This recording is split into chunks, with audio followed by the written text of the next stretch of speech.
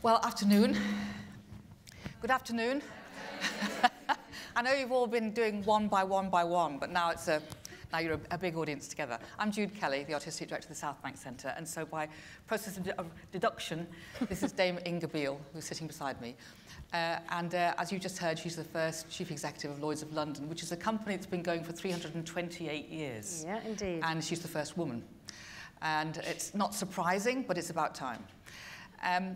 We first met because I, at South Bank Centre, founded a festival called Women of the World, WOW, Women of the World, 7 years ago.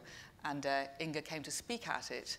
And as part of that, we, between us, were talking about the incredible importance of financial literacy and insurance in all kinds of ways. Insurance against risk, not just fiscal risk. And as a result of that, we helped together to create something called Insuring Women's Futures, which is a board that we now sit on. But I'm just going to start by asking a few questions, and then hopefully there'll be time for one or two questions from the audience as well. And when we are little girls, and hopefully this is changing as we speak, we're often directed towards certain courses of action and certain kinds of careers. And I would guess, just from my career as officer, that being head of Lloyd's of London Insurance wouldn't have been one of them. But you've been in insurance all your life. Mm-hmm. And I'm interested to know what drew you to that idea of finance, risk mitigation, and all the areas that insurance covers. Well, I haven't been in insurance quite all my life, my professional life, which is 35 years now.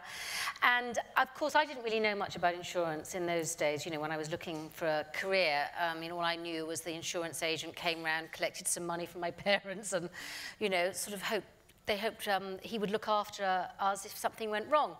But I got absolutely enchanted by insurance, believe it or not, when I started in '82, and I started in the City of London, so that's really the centre of all this global complex stuff. And every time something went wrong in the world, whether it was an earthquake in Chile or a hurricane in Florida, we were involved because we insured all the risks from around the world. And what that did for me was realise how important insurance is for keeping the world running. You know, we provide a certain amount of stability, of strength, of sort of safety for the world. And of course, part of that safety is also mitigating before a big, nasty event occurs. So a lot of what we do is actually work with consumers, customers, to help them build, or be more risk-averse, or more risk-aware, sorry, to then help build their lives in a more safe way. So it just captured me, and I've stayed in it ever since. There's some interesting imagery, isn't there? I mean, the idea that this person who came to your house was receiving money in order that he could look after you. So that idea of nurturing and support, obviously that was a sort of strong sense of social conscience, really, about how to make communities be aware of their risks and how to look after them and stop them taking the wrong risks. Yes, yeah. And what we've found in some of our recent studies is that a lot of people, well, actually the younger generation, and that's a whole nother topic, because the way that they're looking at their lives is so different to ours. So we've got to even try and understand how they're going to be thinking about risk in the future. But if we think about people who are already working, how do we capture their imagination? How do we get them interested in looking at something as boring as finance, risk, insurance? Because that is a real tough nut to crack, and particularly when we think of the women's agenda and thinking about even women in their late 30s, over a third of women in their late 30s would not be able to survive for 1 month if they lost their main regular source of income. So even though women have reached that sort of age, they've got no idea about how to be able to perhaps save money, be able to look after themselves should something go wrong. So we started talking about this territory of financial literacy for women. And I began to be horrified as you taught me more about the statistics, and realised that in talking to friends, my own daughter, I mean, just generally, women who would think of themselves as movers and shakers in society. I'm not talking about, you know, women who are really finding it hard to survive at all, but women who could put money into insurance, I suppose, and other forms of protection, just weren't thinking that way. And so many women still in a situation where their male partner was sort of doing all the finance. And when you described the idea that actually women would literally fall off the edge of a financial cliff because they hadn't got anything in their store cupboard. That seemed to be frightening. How are we going to change that idea about women's literacy? Well, I think there are a few things we can do. One is we get more women working in, say, financial services sector or some sort of career where they can build up their own wealth. So we've got to still do a lot more in terms of encouraging, getting women to really get professional careers, to think about their careers, to particularly retain them. So that's a whole topic in itself. I think we've also got to start helping them understand and do much more financial literacy. So we've got women control 70 to 80% of consumer spending globally. And yet when it comes to it, they're looking after the household finances in a way, but they're not looking after that protection for the future, so the savings aspect and that sort of retirement piece. So we've got to do a piece around helping them understand how to look after themselves. And I think fundamentally we've also got to look at ways of providing more infrastructure for whether it's childcare, whether you're working or not working. We've got to provide more support, but a lot of it is about how do they learn about how to look after themselves if something goes wrong. And we see that in all aspects of society actually. And what happens is because they feel financially insecure on their own, that also then limits opportunities for women, and so sometimes they don't have the courage to go and do something new or different because they haven't secured their finances. I mean, it's a massive topic. Yeah, it is, and it's a fascinating topic because, obviously a lot of women also, become complicit in supporting their male partner to feel authoritative in certain kinds of traditional ways, and money is one of them. And men have 5 times more money in their pension for their retirement than women do. 5 times, and it's for them. So 5 times. In a way, I mean, this is an absolute call out to everybody in the room to go home and check your finances. Because when we've done sessions at WOW for women like yourselves, and the hands have literally kind of sheepishly gone up and said, well, actually, I don't actually know how much money is in my husband's pension, or I forwent my pension because I did most of the childcare, he has the pension, but it'll be fine. You think, well, it will be fine until you split up. Not that I'm saying that will necessarily happen to anybody in this room, but this whole idea of sort of being too timorous, really, too coy, or just disinterested. Because when you said at the beginning, how do we stop people thinking it's boring? We're very, very passionate about what we call women's empowerment in other parts of the world, as if we've got it already. But just because people are able to access quite highly paid jobs now, that's not the same as stability, financial stability, is it? No, it isn't. And it's true even in this country. I mean, a lot of the statistics I'm talking about are actually to do with this country, the UK, a developed economy. But this insurance and making it more interesting, now that is much tougher because that is across all types of people.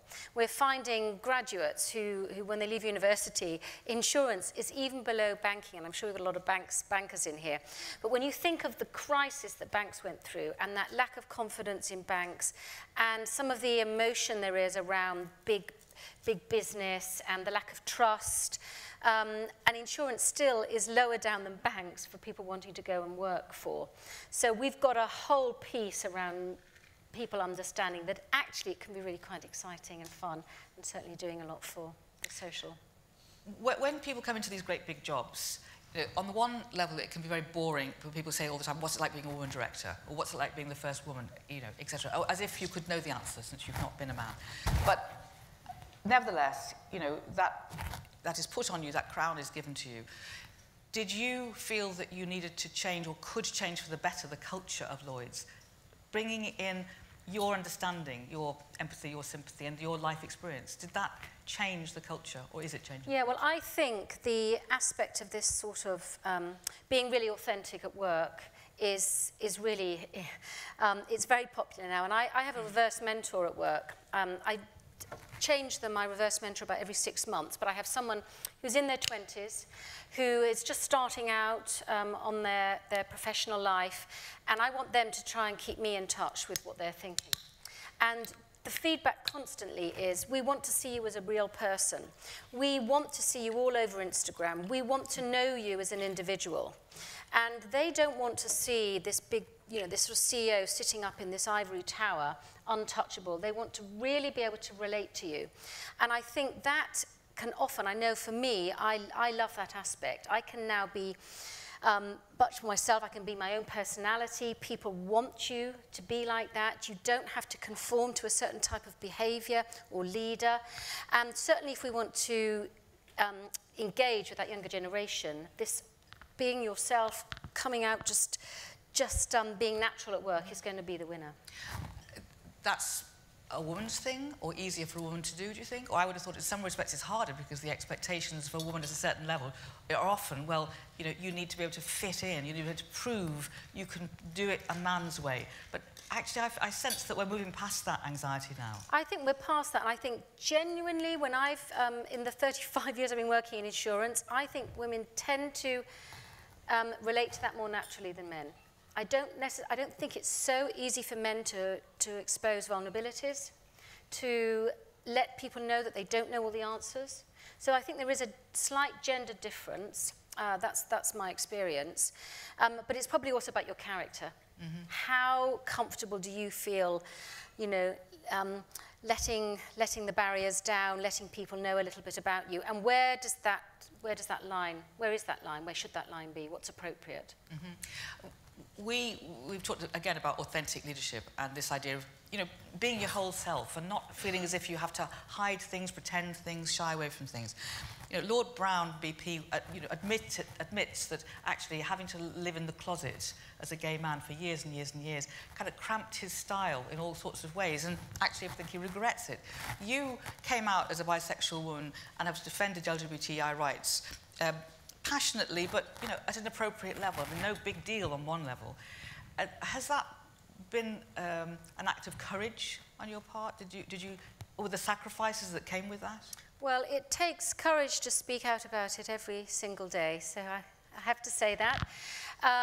It's not easy, and I think many of the women in this room would feel perhaps under a certain amount of pressure to not talk about any topic that's, whether it's gender-related, LGBT-related, or whatever, because we don't want to be seen campaigning for our own cause, and that's always a really difficult situation. And when I joined Lloyd's, what I wanted to do was to really get the whole topic of diversity and inclusion on the table, because Lloyd's is extremely traditional. We've managed to achieve, now we have 5% of the executive teams in the London market, and that's about 34,000 people in total. 5% of the senior teams now are women. It was 3% 2 years ago. So we've made a little step, but fundamentally we've got a really serious issues. We're way behind the FTSE 100s.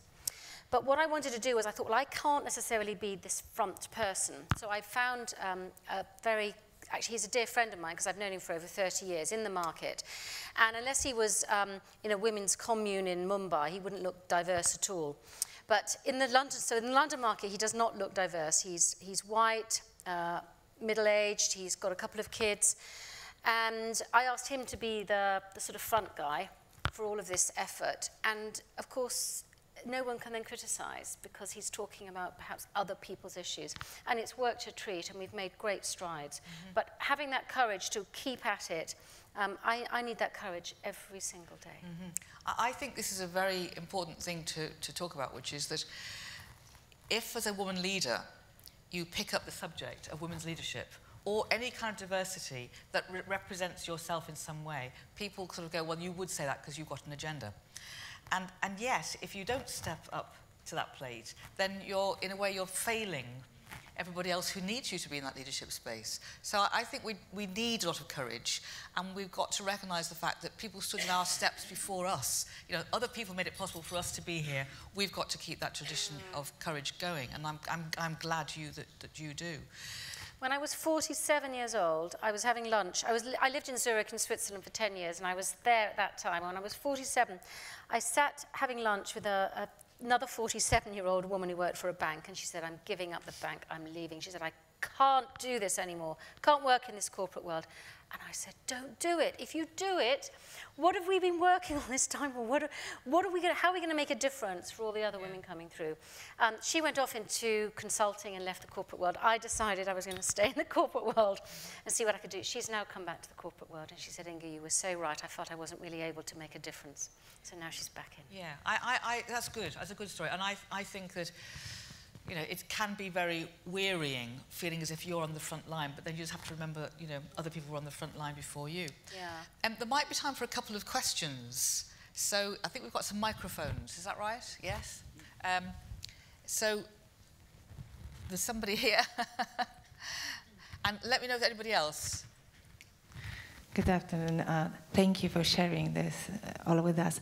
I'm coming back to the women leadership style, because this is something extremely interesting from my perspective. As in Poland, we talk a lot about the women leadership style. And what from the woman type of personality you bring to your leadership style, and how you make it different, in a different way than the men, because we don't have this kind of examples. Most of the successful women in my country, they have to become men to grow and to be leaders. So I'd like to learn what do you think about it? Yeah, well, when I started out, I was behaving like a man. So for the first 10, 14 years of my career, that's what I did, because I needed to belong, and that's how I behaved. And then I wasn't bisexual, I was a heterosexual woman at that time, so I was only sort of battling with my own gender, and I did behave like a man. But I realized that it was eating away at me, and I couldn't do it. So some of the learning to be myself was just my own sense of well-being, that I couldn't be something I wasn't for years after years, decade after decade. And some of it was about learning, so getting leadership training at work and all of that, and having professional development provided by my employer. So there were two things, but a lot of it was about me realizing I'm going to be me. I can be me, and if I can be me on my own, and if I can't be me on my own in insurance, that's fine. If I can be me on my own in my style in insurance, it's the right place for me. If it's not, then it's the wrong place. If I can't succeed, it's the wrong place for me. Can I move on to the next question? Sorry. Yes? Oh, hi. Claire Zillman with Fortune. I was just wondering if you took the advice of your reverse mentor to the extent of like having a big social media presence, especially like on Instagram, if you've gone that far. Big, I wouldn't go as far as saying it's big. I do my best. And although my reverse mentor has said I am the worst at taking selfies, so I'm really not very good at that. I haven't got the art of that yet, but I do try and take some photos particularly when I'm traveling, because they love to see the stories or actually see in pictures the stories of my travels around the world.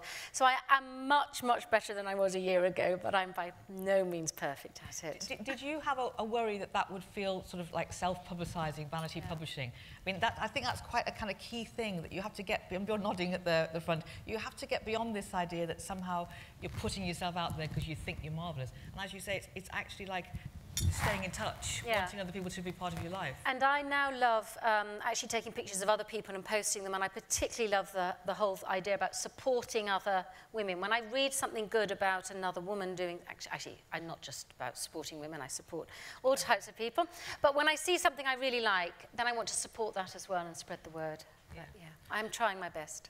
Okay, well, our time is up. It seemed too short, but it's great being in conversation with somebody who's open, happy. I think that's a big thing about well-being, happy in yourself and so successful. Thank you. Congratulations. Thank you. Thank you.